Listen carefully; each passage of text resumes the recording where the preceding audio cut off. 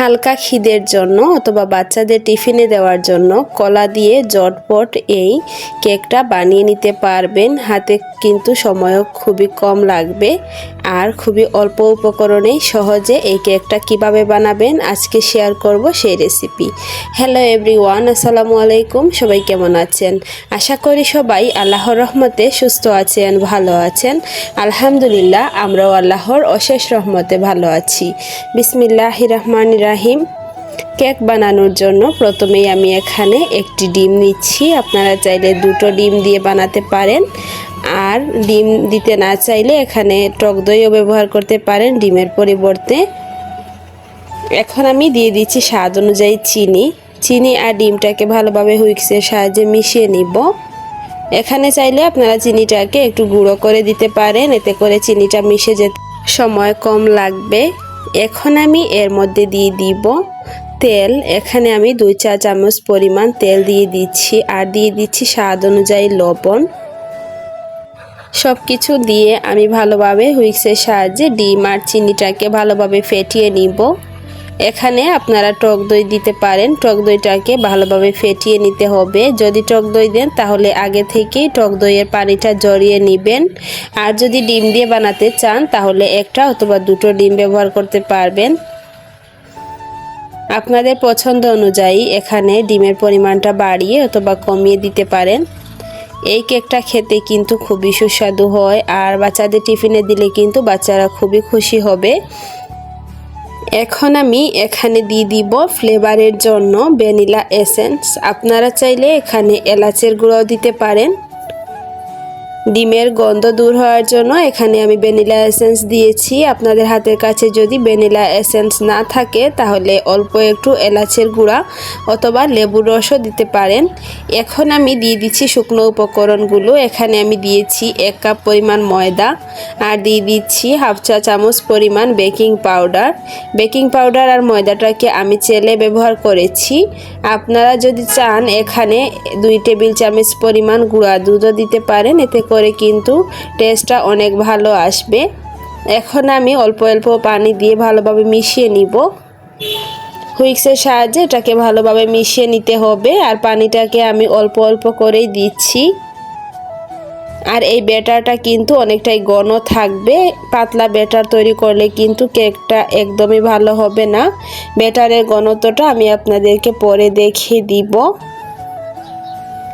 ভালোভাবে ফেটিয়ে নিয়েছি, আর এই যে দেখুন ব্যাটারের ঘনত্বটা কতটা আমি রেখেছি। উপর দিকে এভাবে তুলে তারপর ব্যাটারটা যখন আমি ফেলছি তখন দেখছেন ব্যাটারটা কিন্তু একদমই মিশে যাচ্ছে না, একটু ব্যাটারের গায়ে দাগ দাগ ক্রিয়েট হচ্ছে।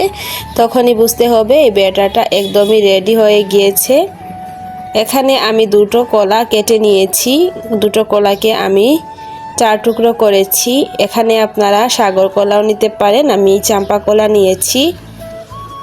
এখন আমি কেকটাকে যেই পাত্রে সেট করব ওই পাত্রটা রেডি করে নিয়েছি। দেখতে পাচ্ছেন এখানে আমি একটা ছোট সাইজের ফ্রাই প্যান নিয়েছি, আর এই ফ্রাই প্যানের মধ্যেই আমি এই কেকটা বেক করব। আপনারা চাইলে অন্য যে কোনো পাত্রেই কেকটা বেক করে নিতে পারেন।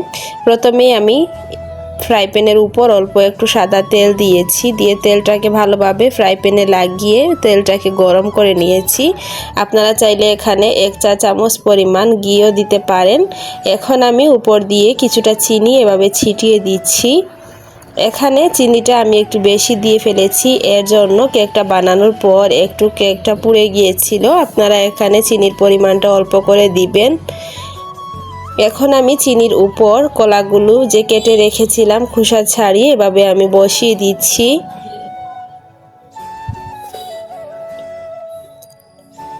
তো দেখতে পাচ্ছেন আমি আরও একটি কলা কেটে তারপর সাইড দিয়ে দিচ্ছি, যেহেতু এটা ছোট কলা এর জন্য। আপনারা যদি সাগর কলা নেন তাহলে এখানে 2টো কলা দিলেই চলবে। এখন আমি এর মধ্যে দিয়ে দিব আগে থেকে রেডি করে রাখা ব্যাটার।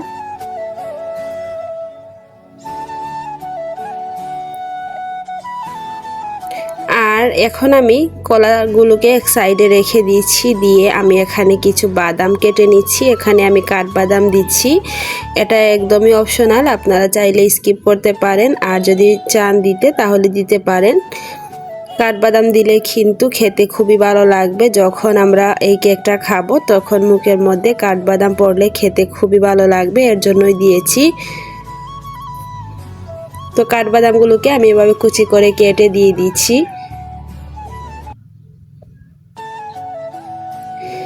দিয়ে আমি ব্যাটারটাকে আবারও মিশিয়ে ভালোভাবে উপর দিকে দিয়ে দিচ্ছি। দেখুন ব্যাটারের ঘনত্বটা দেখে হয়তো বুঝতে পারছেন কতটা ঘন আমি রেখেছি ব্যাটারটাকে। আর এখন আমি ব্যাটারটা দেওয়ার পর একটু হাত দিয়ে এভাবে জাকিয়ে নিচ্ছি, যদি ভিতরে কোনো বাবলস থাকে তাহলে বের হয়ে যাবে। ভিডিওর এই পর্যন্ত এসে যারা একটি লাইক দিতে ভুলে গিয়েছেন, অনুরোধ করব একটি লাইক দিয়ে সম্পূর্ণ ভিডিওটি কন্টিনিউ করবেন। আর আমার চ্যানেলে যদি নতুন হয়ে থাকেন, আমার ভিডিওর কোনো অংশ আপনাদের কাছে ভালো লাগে, তাহলে প্লিজ আমার চ্যানেলটিকে সাবস্ক্রাইব করে পাশে থাকা বেল আইকনটি অলে প্রেস করে রাখবেন। এতে করে আমি নতুন কোনো ভিডিও আপলোড করার সাথে সাথেই নোটিফিকেশন আপনাদের কাছে পৌঁছে যাবে। তো দেখতেই পাচ্ছেন আমি এটাকে 15 মিনিট চুলার আঁচটাকে কমিয়ে জাল করে নিয়েছি। আর 15 মিনিট পর কেকটা দেখুন মাশাআল্লাহ কতটা ফুলে উঠেছে। এখন আমি কেকটাকে ডিমোল্ড করে আপনাদেরকে দেখিয়ে দিচ্ছি। কেকের সাইডটা কিন্তু খুবই সুন্দর হয়েছে, আর নিচের দিকে অল্প একটু পুড়ে গিয়েছে, কারণ ওই যে আমি চিনিটা একটু বেশি করে দিয়েছিলাম।